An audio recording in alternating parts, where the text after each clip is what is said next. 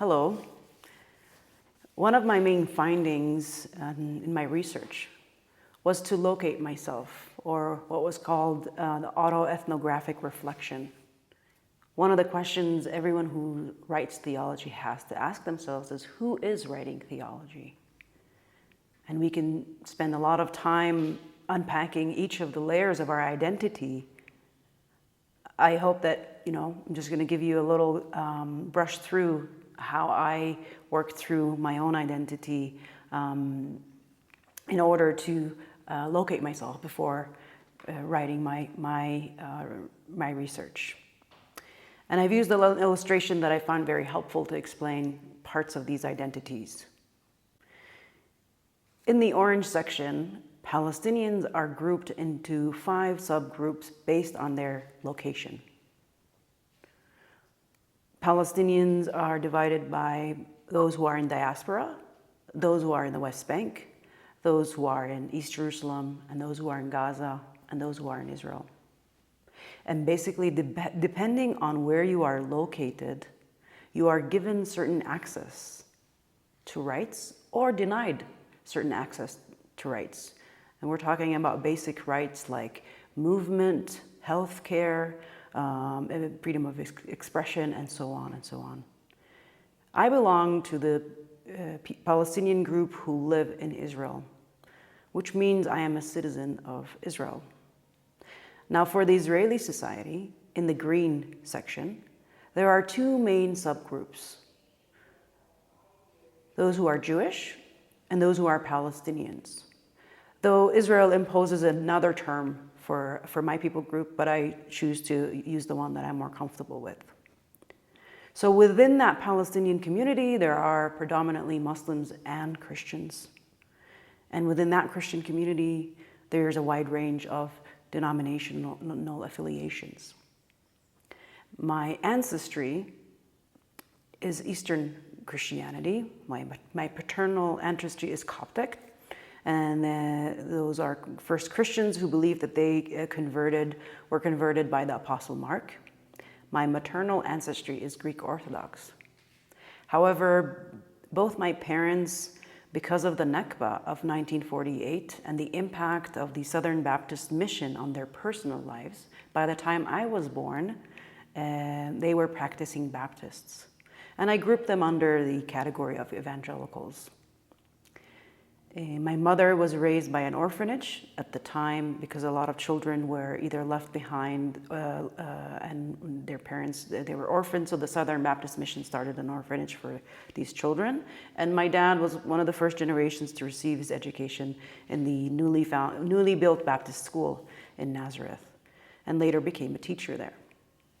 Positionality matters, right? I am representing a voice of a triple, if we want to add me as a woman, a quadruple minority. I always highlight that I'm here because of the impact of Christian mission and not a success story of Israeli democracy. I was born in a Christian hospital in Nazareth that was built by Christian Mission Society in the late 1900s. I went to a private Christian Baptist school. And yes, my father was my teacher. You can make those connections. These missions benefited my family among many others. And I think if it weren't for their missions, I don't think I would be here who I am today. And for that, I am very thankful. I've taken my faith seriously since I was little.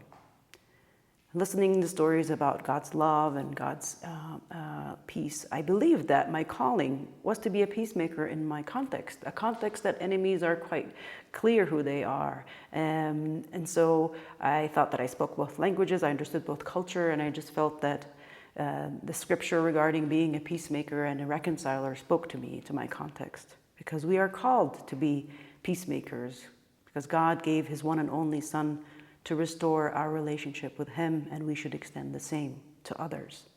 So I spent 15 years working and pursuing peace in Israel and Palestine through dialogue groups and a little bit in development work. The turning point for me was in 2014. I realized that we are stuck in an endless cycle of violence. And dialoguing and doing development didn't manage to address the root causes and make significant change because they weren't necessarily addressing the systemic injustice. So I became disillusioned with peace. And the second learning from my research is, why do we write theology? I had lost hope, and I had to sit with that discomfort, wrestle with the sense of failure, which was completely contrary to my Baptist upbringing. We Christians are victorious, right? If God is with us, who is against us? Well, I can tell you who is against us in my context. It was actually some of my own brothers and sisters in Christ who were against us. You know, what happened in October 7th shocked us. It reached new and unprecedented levels of brutality and loss of lives. But those who are in the field and those who are working in the field there, they were not surprised this happened because we'd been warning that the only option left was violence.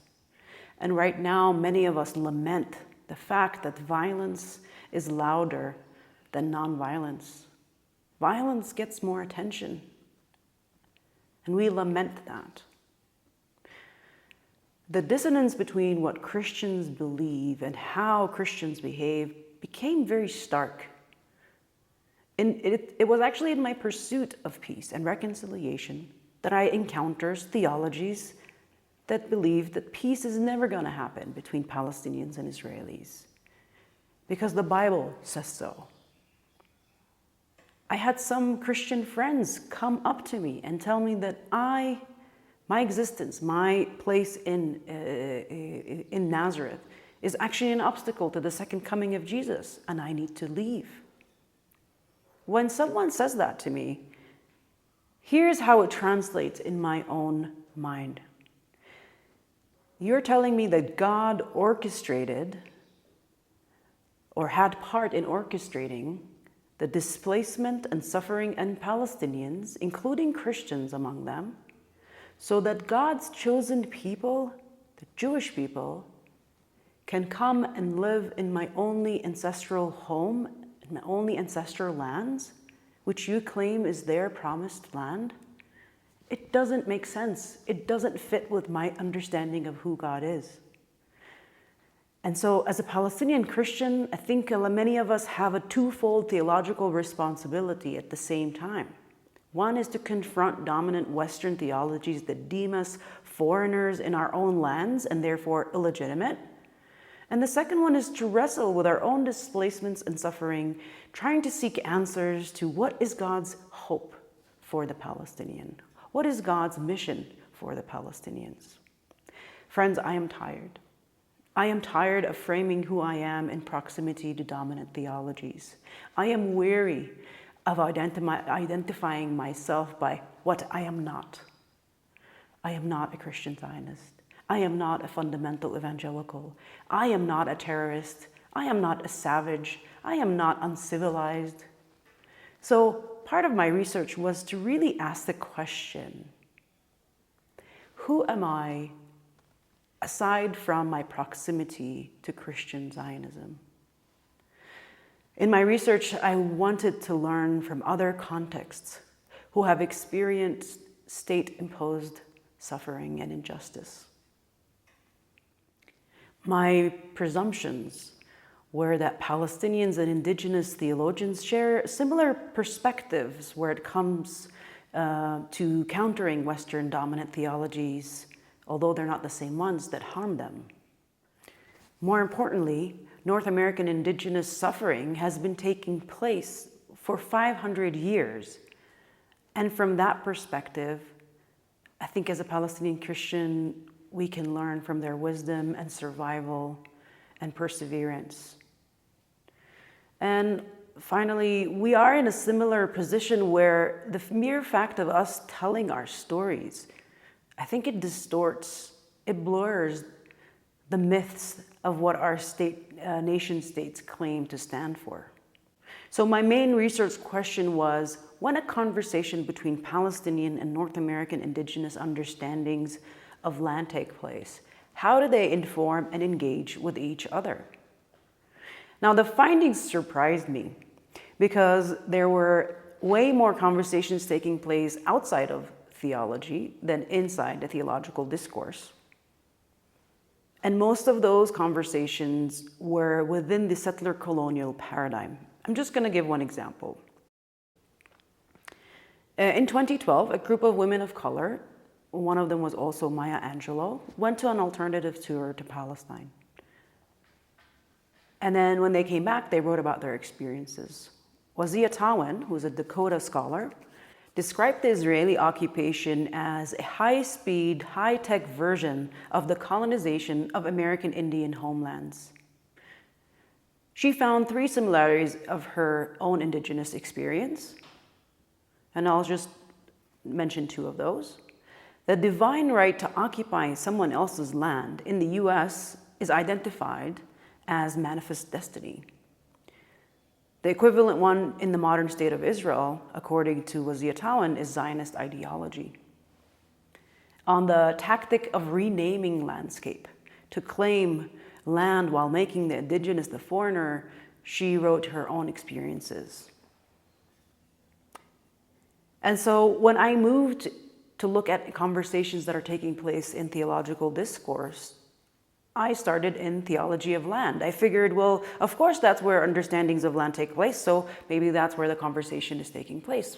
But to my surprise, there were no conversations there. Hardly any conversation between Palestinian and North American indigenous theologians were taking place there. And you know, we have mentioned this before, that theology of land is about this holy triad relationship, or the holy covenant between God, people, and land, where scholars draw on different geographical context and disciplinary approaches. For me as a Palestinian, I found the conversations about Palestinian theology of land somewhat disconnected from a lived, embodied experience of living in the land, because it involved interpreting the themes or concepts of land in biblical text with a selective interpretive community that's distinct from capturing real experiences of all people groups in their distinct specific lands. So Palestinian theology of land is countering and distancing itself from dominant Western theologies of land. And I think in addition to that, the low representation of female voices in that school of thought contributed to my sense of detachment. So then I moved to explore how and whether Palestinian and North American indigenous theologians mention each other in their own writings. Do they converse there, perhaps? Again, selected few, very, very few. And I'll give one example related to our theme. The only indigenous scholar that I could come across, Andrea Smith, she contributed a chapter on land and people to May Cannon's book, A Land Full of God. For her, she says that the Israeli-Palestinian context has led her to question the relationship between peoples, land, and nation state. She came to question 2 assumptions. 1, the assumed relationship between peoples and land, and 2, the assumption that the goal for any liberation struggle is the attainment of a nation state. She agrees that liberation for indigenous peoples must challenge the manner in which one understands liberation. But she says it becomes clear that liberation and decolonization require not only the decolonization of land and resources, but also a decolonization of our imaginations. On a biblical understanding of liberation, she says the liberation of one group of people necessitates the liberation of all peoples. So this understanding of liberation leads her not to support Palestinians instead of Israelis, but rather to reject the paradigm that liberation is a sum-zero game. I think both Palestinians and North American indigenous theologians speak from an experience of colonization. Their works try to decenter colonial thought and practice. But even then, I think indigenous peoples are talked about rather than talked with. We don't engage with each other's writings. Why don't we? Who do we reference when we write? Whose voices do we elevate in our own theological engagement? Naming each other is not enough. We need to engage more seriously, more deeply with each other. And I recommend that conversations between Palestinian and North American indigenous theologians go beyond critiquing or underlying a shared yet different colonization. There's so much to learn from each other. In my research, just to say briefly, I found a contrapuntal reading developed by Edward Said. And then I manufactured a theological conversation between text by Daniel Zacharias, who's Kriya Anishinaabe, and Mitri Rahib text, where they both, Zacharias interprets the 7-day creation story in Genesis, Rahib interprets the story of Naboth in 1 Kings, and the Beatitude verse in Matthew 5:5. I then contrapuntally read their interpretations, looking at their understandings of possession of land and how they navigate their meanings with their methods, theories, practices, and knowledge systems. And you know, I wrote this last year. A lot has happened since then in Palestine. For me, as I was watching the events unfold, there's been a tremendous public outcry, also among indigenous peoples, expressing their outcry about what was happening to the countless ongoing catastrophes on the people of Gaza. And I just show you some of the forms of solidarity through art that I've come across in my circles. The first one took place in a solidarity event that I attended, where this visual says, "Indigenous Eyes on Gaza." The second visual is about watermelon. Watermelon has become a new symbol, relatively new symbol for Palestine, because the Palestinian flag was banned. So because the watermelon shares the same colors of the Palestinian flag, it was used instead. So this a piece of art by Ronnie Dean Harris called Salmon Spindle Melon. He shows how indigenous and Palestinian fishers face similar colonial assaults by Canada and Israel through his work of art. Let me show you another expression of a watermelon co-solidarity piece, where inside the watermelon there is a baby. There's using indigenous symbol, an art piece by Phil Gray. Another beautiful photo showing indigenous women wearing regalias and kufiyi at a pro-Palestinian rally. There's also a lot of letters, joint letters by indigenous artists, scholars that are condemning what was going on. And more artwork for you to contemplate on. And yet, again, there's a lot of co-solidarity between North American indigenous peoples and Palestinians. But within the church landscape, it is less. It is silent. And we have to ask why. Consider this an invitation for me as a Palestinian, that we are seeking indigenous wisdom to exchange generational experiences to help each other co-persevere. And I want to end with an example of just small ways of how I incorporated my learnings in one of the Gaza pilgrimage walks that I was part of. There's a group that I'm a member of called Christians for Free Palestine. We saw a gap in demonstrations that there was not a lot of Christian presence.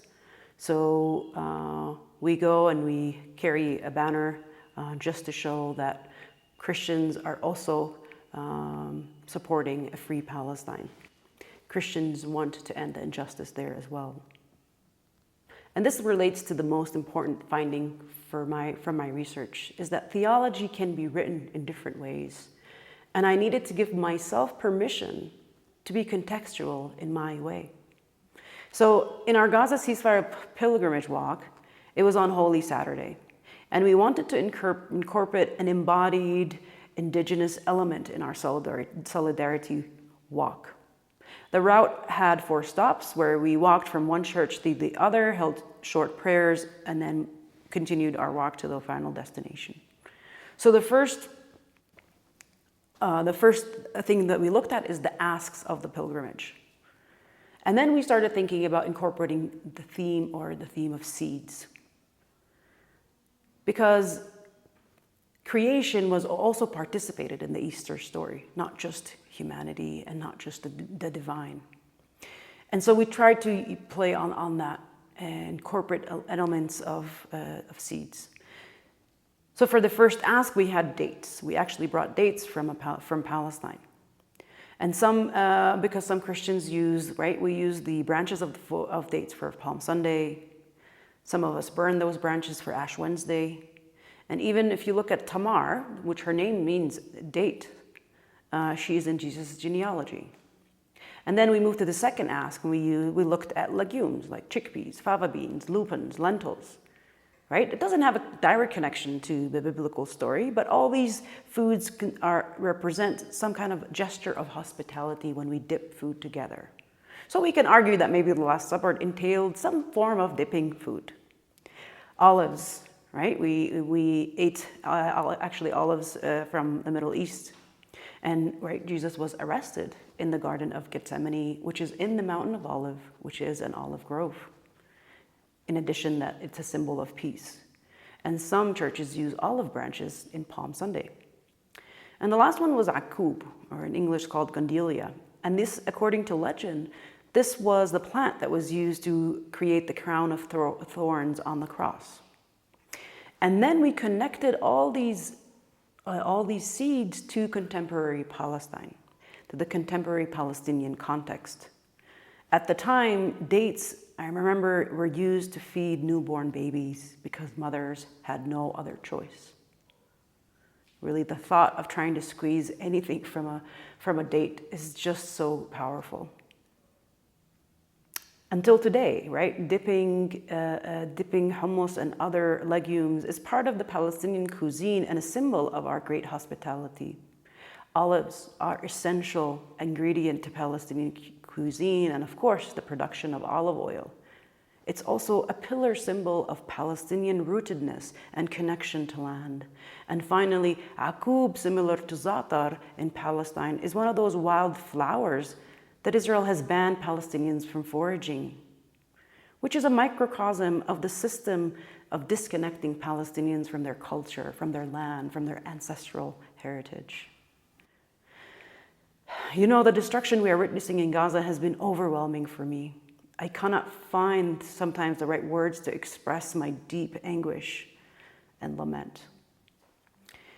As I was mentioning the Christian mission society that built the hospital I was born in, it was also the same mission that built the Al-Ahli hospital in Gaza and the Baptist church there.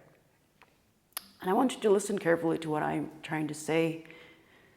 The descendants of these missionaries who built these ministries are the ones destroying them, because the bombs being dropped on Gaza are made and manufactured by these empires.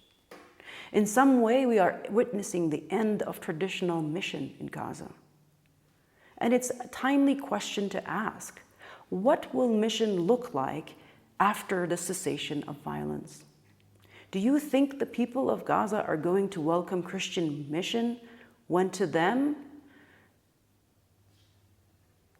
some of them, who are very loud, are the ones supporting and spearheading their annihilation, including the Southern Baptist Convention, the same mission that brought me here? These are dark times, friends. And I think I will embrace my own discomfort right now and end in a reimaginative tone. And I want to connect it with these images that I shared earlier and say that even though the seeds in the pilgrimage were a gesture, they speak about our hope. We believe that despite these dark times, God is working, and the seeds we have been planting will eventually germinate.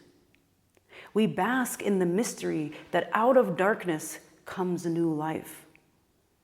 You can give a seed the best conditions, right? A composition of soil, water, sun, and sometimes you can give it the worst conditions. But at some point, you have to trust. You submit to a higher power that the seed will transform itself and participate in creating. Thank you.